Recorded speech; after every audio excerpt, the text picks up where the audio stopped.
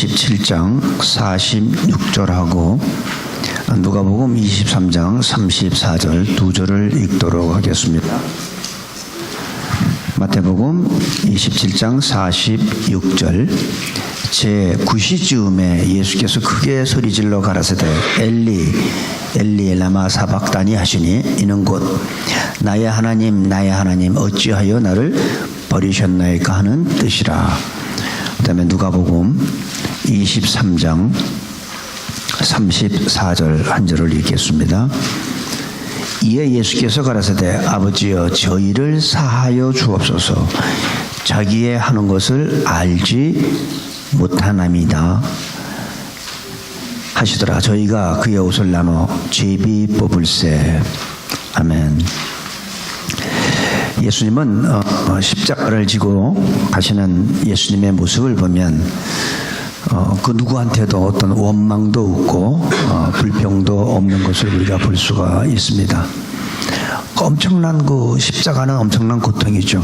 그 엄청난 고통 속에서 그 누구도 원망하지 않고 묵묵히 말없이 십자가를 지시는 예수님의 모습을 우리가 보는데, 예수님은 십자가에 대한 예수님의 그 반응, 예수님의 행동, 예수님의 태도를 우리가 볼 수가 있어요.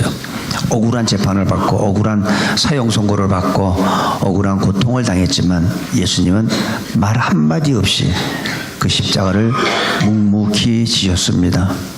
예수님이 할 말이 없어서 말씀을 안 하신 것이 아닙니다. 우리는 누가 조금만 나를 모독하든지 무시하든지 손해를 끼치면 우리는 쉽게 흥분하죠. 참지를 못하죠. 상대방을 미워하고 상대방을 원망하고. 그런데 예수님은 그 모든 억울한 불의의 재판, 억울한 사형 선고, 모든 걸 다 억울하게 당하면서도 예수님은 한 말씀도 안 하시고 침묵하신 이유는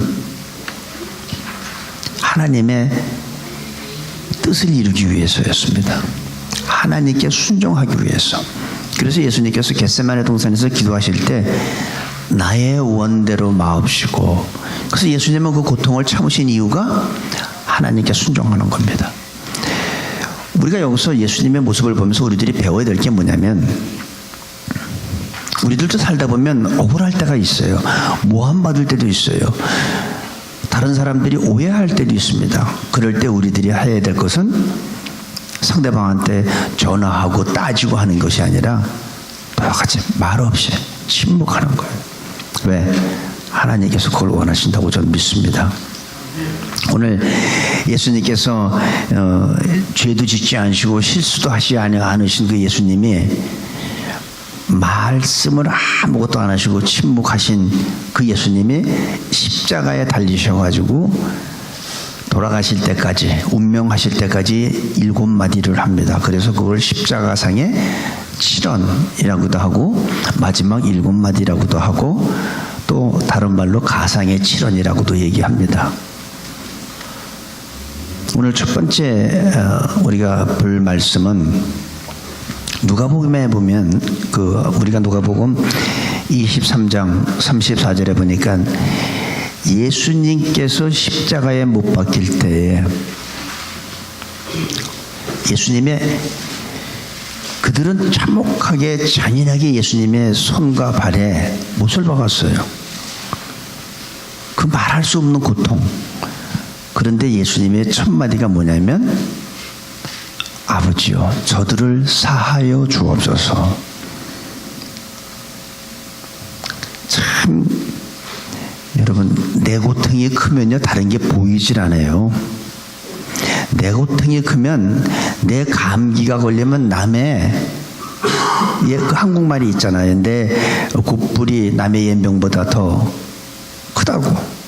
내가 고통이 있으면 다른 게 보이질 않습니다. 그런데 예수님은 그 참혹한 손과 발에 못을 박히고 그 큰 고통 속에서 피를 흘리고 있는데 그 십자가 밑에서 예수님을 잔인하게 못 박은 그들은 제비 뽑고 예수님의 옷을 나눠 가지고 있는 지금 그런 상황이에요. 그런데 예수님은 자기를 그렇게 십자가에 못 박은 그들을 위해서 기도하고 있어요. 아버지여, 저들을 사하여 달라고.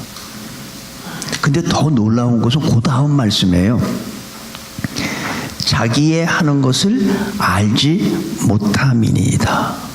그러니까 저들은 원래 나쁜 사람이 아닙니다. 저들의 그 환경과 저들의 위치가 명령을 받으면 할 수밖에 없는 그런 저들이 고의로 그러는 게 아니라 모르고 하는 겁니다. 어쩔 수 없이 하는 겁니다. 저들은 원래 나쁜 동기로 나한테 못 박는 것이 아니라는 것을 지금 해주고 있는 거예요. 보통 일반적인 사람들은 어떻게 해요? 하나님, 저들을 저주하여 주옵소서. 저들을 이 아주 가진 나쁜 건 다 하나님 앞에 기도할 거 아니에요. 근데 예수님은 그들을 위해서 기도했는데 저들이 하는 짓을 알지 못합니다. 저들이 원래 나쁜 사람들이 아닙니다. 저들은 명령을 받으면 명령대로 행할 수밖에 없는 그런 위치에 있는 사람들입니다. 나쁜 동기로 그런 게 아닙니다 하고 예수님은 그들을 위해서 기도해 주는 게 첫 번째 말씀이었어요.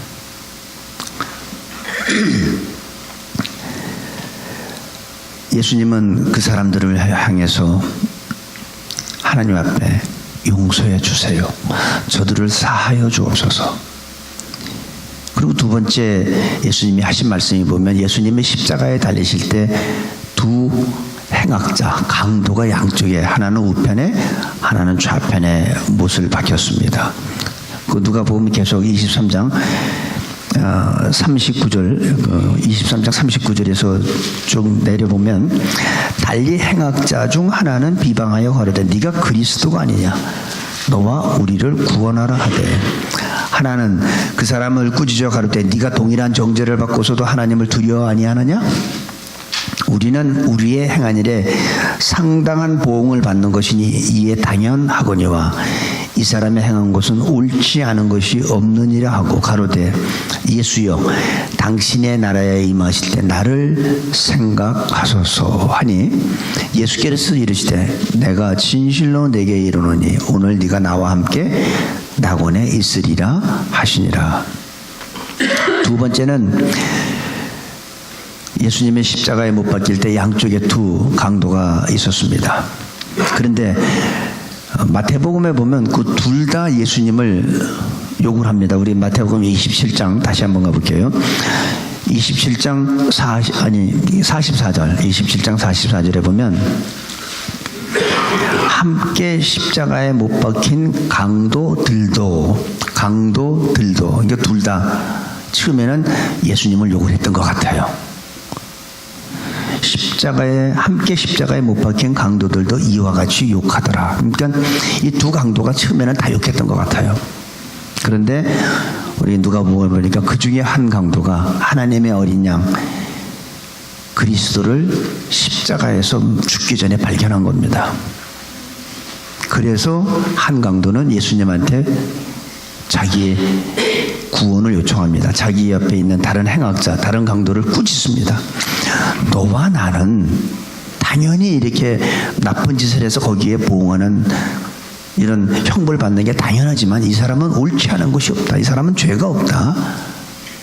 그러면서 다른 강도를 꾸짖고 예수님한테 자기의 구원을 요청합니다. 주님 나라에 임하실 때 나를 기억하소서, 나를 생각하여 달라고.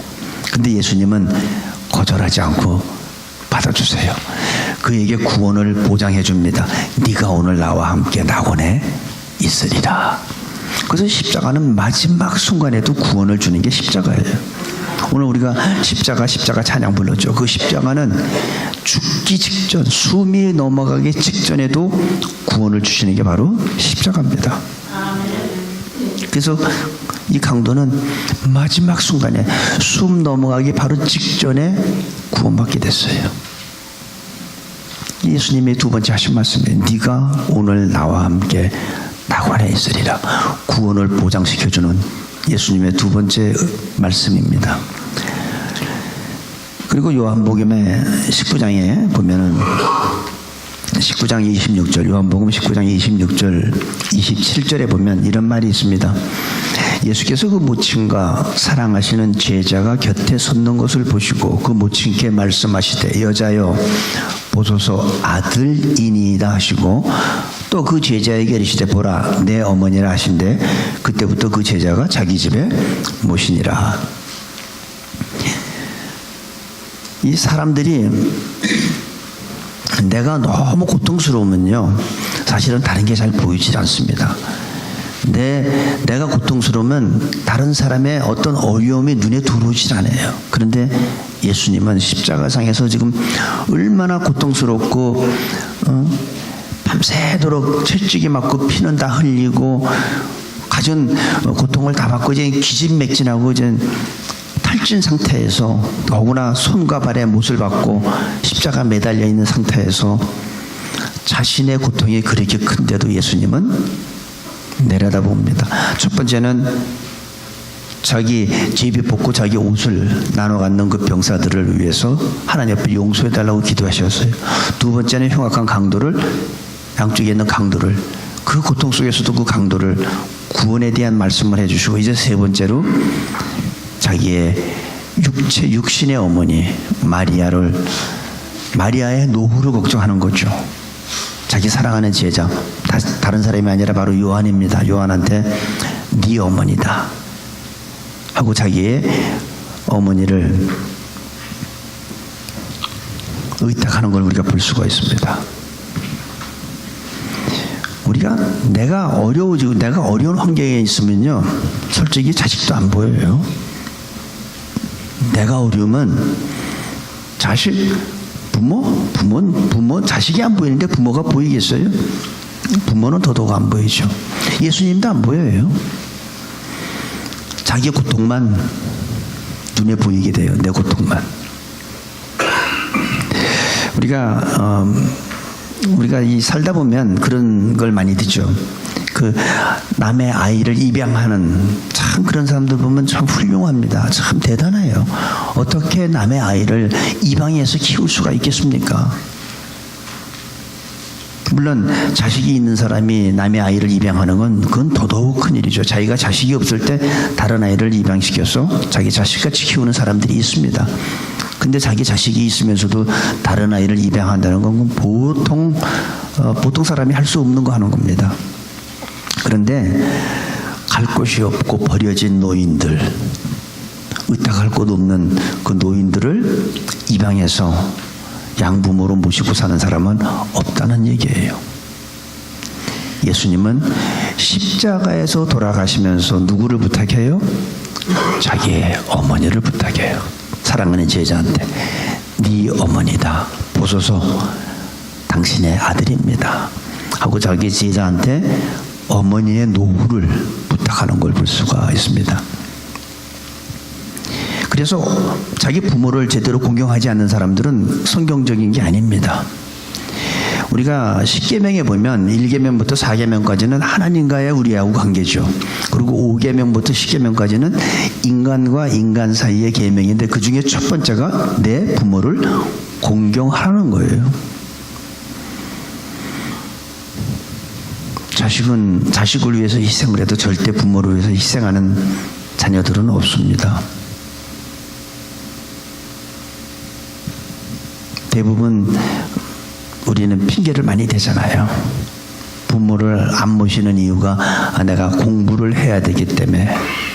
저도 과거에 제 부모님한테 너무 소홀히 했습니다. 그때 제가 전도사일 때예요. 사역한다고 바쁘다는 이유로 부모한테 제대로 연락도 안 드리고 내가 이걸 보면서 나 같은 사람들한테 주시는 말씀이구나. 어떤 사람은 자기 사업하는 관계로 바빠서 부모를 제대로 못 모시죠. 근데 성경에서 뭐라고 그러냐면 예수님이 마지막 돌아가시면서 운명하시면서 하시는 말씀이 부모를 섬기라는 거예요. 어머니를 걱정했어요. 근데 우리는 자식은 신경 쓰잖아요. 자식의 미래를 위해서 신경도 쓰고 뭐 예능도 가르치고 뭐 학원도 보내고 하는데 부모를 위해서는 어떻게 됩니까? 신경 안 쓰죠. 대부분. 근데 예수님은 마지막 운명하시면서 자기 제자한테 어머니를 부탁하는 걸 우리가 볼 수가 있습니다. 그래서 부모를 잘 모셔야 돼요. 그게 성경적인 거예요. 또 계명 중에서도 5번째 계명이 바로 그거예요. 내 부모를 공경하라. 근데 요즘에 보면 돌아가신 부모 말고 자기 살아계신 부모도요, 얼마나 제주도 여행 가서 이렇게 버리고 온다는 뉴스도 좀 봤어요. 근데 경찰들이 이제 그 노인네한테 집 주소 물어보고 자녀 얘기해도 죽어도 대답 안 한대요. 자식한테 행여나 피해갈까봐. 그게 부모예요. 근데 자식들은 멀쩡한 부모를 그렇게 버립니다. 멀쩡한 부모 유산 빨리 안 준다고 구타하고 심지어는 죽이기까지 하고. 근데 그리스도인들은 이후 여하를 막론하고 부모가 나한테 잘할 때만이 아니라 나한테 잘하지 못해도 성경은 내 부모를 공경하라고 했습니다. 예수님은 죽어가시면서 부모 문제를 심각하게 생각했다는 거예요. 그러니까 부모를 공경하고 살아야 되는 것이 바로 우리가 크리스찬들이 해야 될 일이에요. 예수님이 주시는 말씀에 사랑하는 제자한테 네 어머니다. 네가 남은 노후를 책임지라 이거죠. 오늘 여러분들 예배 끝나면 살아계신 부모님 있으면 전화 한 통씩 한번 드리세요. 안부 전화 한번 드리세요. 그리고 부모님한테 사랑한다는 말 한마디 하세요. 부모는 자식한테 뭐 바라는 게 없어요. 자기네들만 잘 살면 돼. 그게 부모 마음이야. 그러니까 같이 가까운 데 계시는 부모가 가까운 데 계시는 분들은 모시고 짜장면이라도 하나 사드리세요.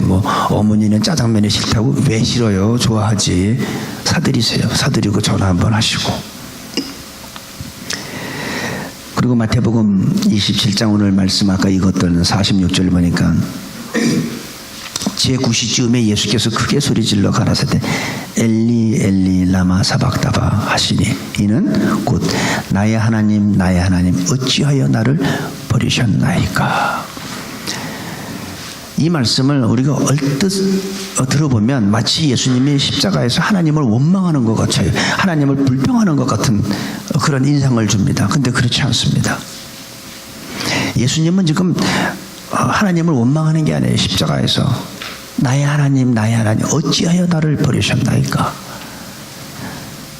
얼뜻 보면 예수님께서 원망하시는 그런 느낌인데, 만약에 예수님이 하나님을 원망했다면 겟세마네 동산에서 땀이 피가 되도록 기도할 때 그 십자가 안 집니다. 거절하지.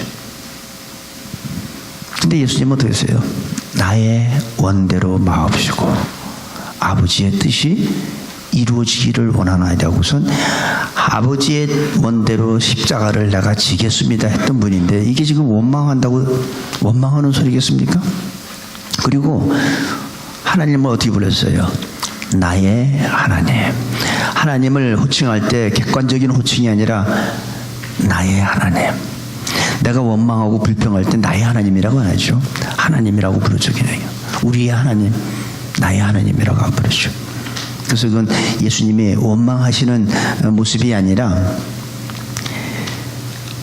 하나님께서 침묵하시는 하나님 앞에 예수님이 이 울부짖는 이 소리는 우리는 조금 다른 차원에서 이걸 받아들여야 됩니다. 근데 하나님은 예수님의 이런 나의 하나님 하고 울부짖는데도 하나님은 거기에 대한 답변이 없어요. 하나님은 침묵하셔요. 우리가 이 신앙생활 하면서 보면 하나님에 대해서 우리가 두 가지를 우리가 느낄 수 있습니다. 침묵하시는 하나님과 또 응답하시는 하나님을 우리가 하나님의 그 모습을 두 가지로 우리한테 임하는 걸 느낄 수가 있어요. 내가 어렵고 힘들고 고통 가운데 있는데 거기에 대해서 침묵하실 때도 있고, 또 응답하시면서 내 고난의 그 어려운 상황 속에서 나한테 그걸 해결해 주시고 축복해 주시는 그런 하나님을 우리는 체험합니다. 마치 내가 지금 어떤 그 공경에 처해 있을 때 하나님이 안 계신 것 같아. 하나님이 나와 멀리 떨어지신 것 같다. 그럴 때 우리는 믿음이 없는 사람들은 어떤 반응을 보내요? 사람들도 보면요, 두 종류로 반응을 해요. 믿음이 없는 사람들은 어떻게 반응하냐면, 하나님은 없어. 하나님이 있다면 이럴 수가 없지. 어떻게 하나님이 이럴 수가 있어? 하고, 하나님은 죽었다, 뭐 하나님은 없다 등등 이렇게 얘기를 합니다. 근데 진짜 참된 신앙을 가지고 믿음이 있는 사람들은 어떻게 해요? 하나님의 그 침묵과 하나님의 그 고난을 허락하는 가운데서 하나님의 영광을 바라보게 됩니다. 고통 없이요, 하나님의 깊은 곳에 들어갈 수 있는 방법은 없어요. 고통 없이 하나님의 깊은 곳을 우리가 들어갈 수가 없습니다. 대부분 그러니까 어떡합니까? 고통 없이 하나님을 바라볼 때 대부분 사람들은 하나님의 겉모습만 보게 되죠. 겉모습만 봐요. 근데 내가 고난 가운데, 내가 정말 파멸 가운데, 내가 도저히 견딜 수 없는 가운데 그때 하나님을 보면요, 하나님의 깊은 곳, 하나님의 그 엄청난 사랑과 하나님의 그 축복을 우리는 깨닫게 되죠. 그렇기 때문에 하나님께서 우리한테 침묵하시는 거예요. 그렇기 때문에 하나님께서 우리한테 고난을 허락하는 거예요. 왜? 정금같이 나오기 위해서. 정금은 그냥 나오는 거 아니에요. 어려움을 통해서 우리는 정금이 되는 거예요. 그렇기 때문에 믿음이 연약한 사람한테는 그런 거 허락하지 않지만, 그래도 믿음이 얼마만큼 있는 사람한테는 하나님의 고난을 허락했어요. 그렇지 않으면 교만해져. 사도 바울도 얼마나 많은 능력을 행했습니까? 누가 그만큼 사도 바울만큼 능력이 있었습니까? 없었어요. 그런데 자기의 육체의 가시, 몸의 고통을 가지고 간절히 하나님 앞에 3번 기도했지만 하나님께서는 내 은혜가 내게 족하다 이랬어요. 저도 젊었을 때부터 이 몸에 신경통이 있는데 아무리 기도해도 안 고쳐주세요. 그래서 제가 느낀 게 뭐냐면, 하나님의 은혜가 내게 족하구나. 왜? 그것까지 없으면 저는 얼마나 또 교만하겠습니까? 나는 비타민도 안 먹고 그런 뭐 몸에 좋은 거 하나도 안 먹어도 난 건강해. 얼마나 또 교만하게. 그러니까 그거 아시고 하나님께서 그거는 안 고쳐주시는 것 같아요. 물론 제가 이제 이 세상 떠나면 그것도 이제 놔주겠지만은, 하나님이 우리한테 고난을 허락할 때는 그 고난 가운데서 하나님의 축복과 하나님의 영광을 보기 위해서로 겁니다. 그러니까 믿음이 연약한 사람은 그걸 볼 수가 없어요. 정금 같은 믿음을 나기 위해서 하나님께서, 여러분 지금 힘들고 어려우십니까? 우리를 정금같이 만드시기 위해서 허락하신 줄로 믿으시기 바랍니다. 십자가의 죽음은, 예수님의 십자가 죽으셨죠. 근데 예수님의 십자가의 죽음은 죽음으로 끝나는 게 아니에요. 무엇으로 끝나요? 부활로 끝나죠. 그렇기 때문에 예수님이 지금 나의 하나님 어찌하여 나를 버리셨나이까, 이 말씀을 우리가 조금 잘 이걸 이해해야 됩니다. 이 말씀은 예수님이 하나님을 원망한 게 아니라, 예수님의 이 부르짖는 소리에는 하나님, 나를 그렇게 사랑하시면서 나를 버릴 정도로 저 인간들을 사랑하십니까? 하는 얘기예요. 나를 그렇게 사랑하시면서 나를 버릴 정도로 저 인간들을 사랑하십니까? 하나님은요, 예수님을 버리면서까지 우리를 사랑하신 거예요. 그래서 그 사랑을 깨달은 사람은요, 눈물이 없을 수가 없어요. 예수님을 버리면서까지, 예수님의 그 고통을 외면하면서까지 나를 살린 거예요. 나를 구원하신 거예요. 나를 사랑하신 거예요. 여러분 그거 한번 생각해 보세요. 여러분들이 가장 아끼는, 내가 이 사람을 사랑하기 때문에 내가 가장 귀하게 여기는 이것을 내가 포기하는 거예요. 얼마나 큰 하나님의 사랑입니까? 얼마나 엄청난 하나님의 사랑입니까? 그 하나님의 사랑으로 우리 모두가 구원받은 거예요. 그거 믿으세요? 아멘. 그러니까 하나님 앞에 우리는 할 말이 없어요. 하나님이 나를 어떤 환경에 놔도 나는 할 말이 없는 거예요. 그 그 예수님을 버리면서까지 우리를 사랑하셔야 됐기 때문에, 하나님은 우리를 용서하셔야 됐고 하나님은 우리를 구원하셔야 됐기 때문에 예수님이 십자가에서 그 고난을 받고 돌아가실 때, 그 울부짖을 때 하나님은 외면하실 수밖에 없었던 거예요. 왜냐하면 하나님은 하나님이시기 때문에. 죄의 삭은 뭐예요? 사망이죠.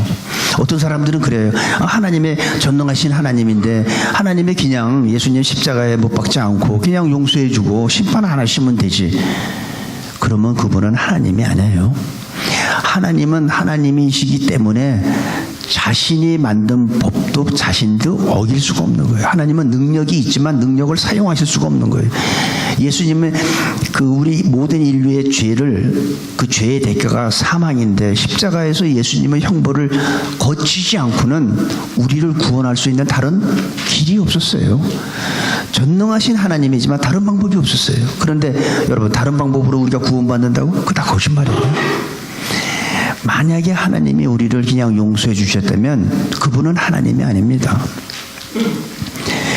하나님은 우리의 죄 문제를 없애는 것이 아니라 우리의 죄 문제를 대가를 치르는 것이 하나님이에요. 그러니까 하나님이 다른 방법이 없었던 거예요. 예수님은 십자가 못 박을 수밖에 없고 그 고통 소리를 우리는 이해가 안 되지만 하나님은 외면하실 수밖에 없어요. 그래야지 우리를 살리니까. 그래서 여기에서 예수님의 울부짖는 소리는 그 크신 하나님의, 그 엄청난 하나님의 사랑을 온 우주에 지금 선포하는 거예요. 그렇게 귀하고 사랑하는 나를 버리실 정도로 이 인류를 사랑한다는 것, 하나님께서 그거 지금 선포하신 거예요.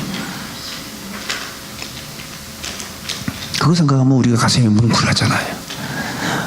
메마랐던 내 심령이 다시 감동되기 시작하고 눈물이 날라오르고. 여러분, 그거 느껴야 돼요. 하나님은 독생자 예수 그리스도를 포기하면서까지 저와 여러분을 택한 거예요. 그만큼 사랑하신 거예요.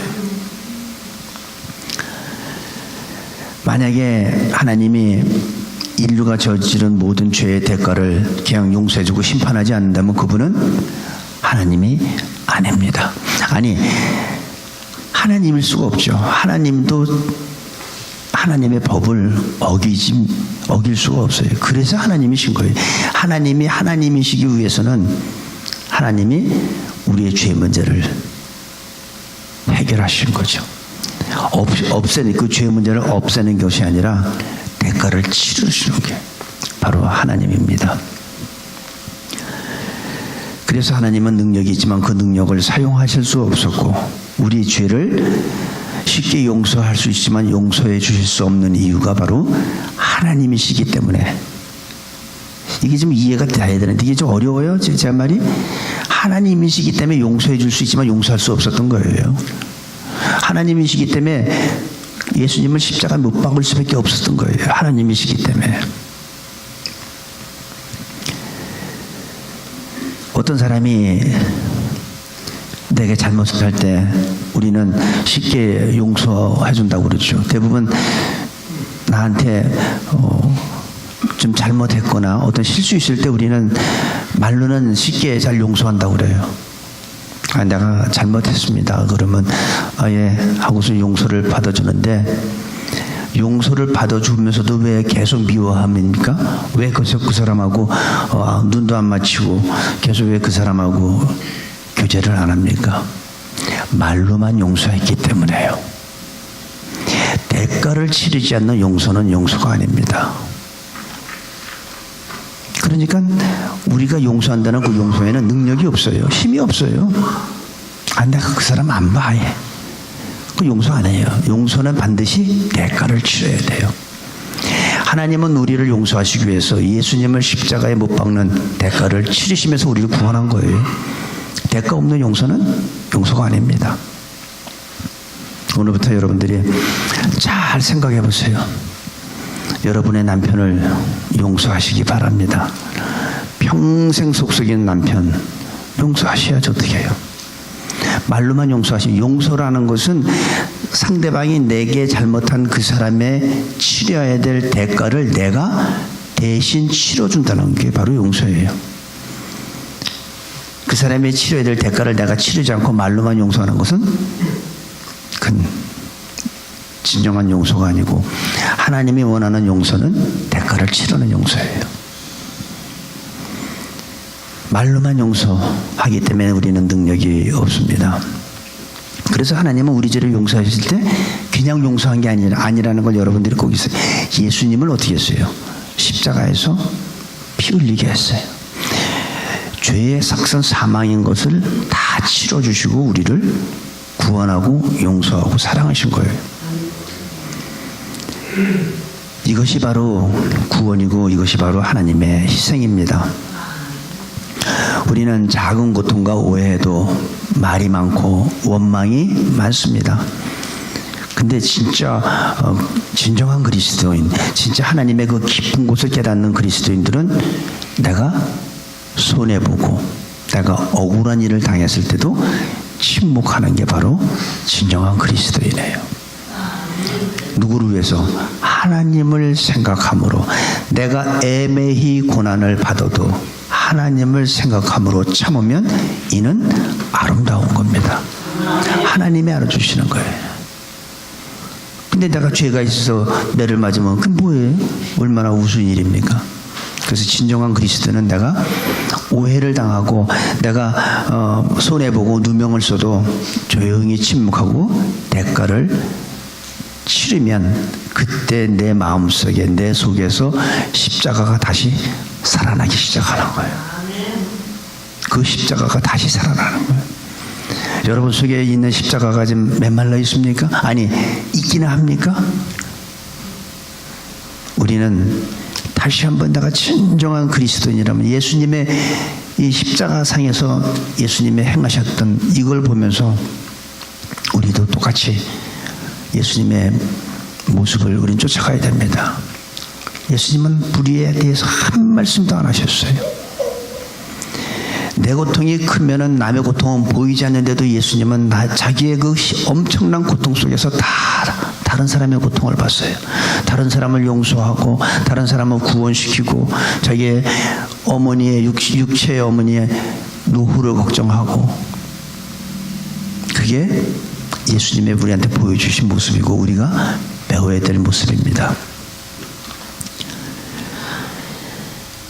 조용히 침묵하고 우리는 대가를 치를 때 십자가가 내 안에서 새롭게 살아나기 시작합니다. 내가 용서받은 것은 예수님이 나의 죄를 위해서 십자가에서 피를 흘리고 고난받았고 고통을 당하셨고 하나님은 예수님의 그 고통을 외면하시면서 우리가 구원받은 겁니다. 그 하나님 우리는 찬양해야 되고 그 하나님 우리는 감사해야 되고 그 하나님 앞에 우리는 순종해야 되고 그 하나님 앞에 우리는 겸손하시기를 바랍니다. 하나님은 대가를 치르셨기 때문에 우리를 구원했습니다. 그 진정한 사랑은 대가가 치르는 사랑이 대가 치르는 사랑이 진정한 사랑이에요. 여러분들 자녀들 다 키워봤잖아요.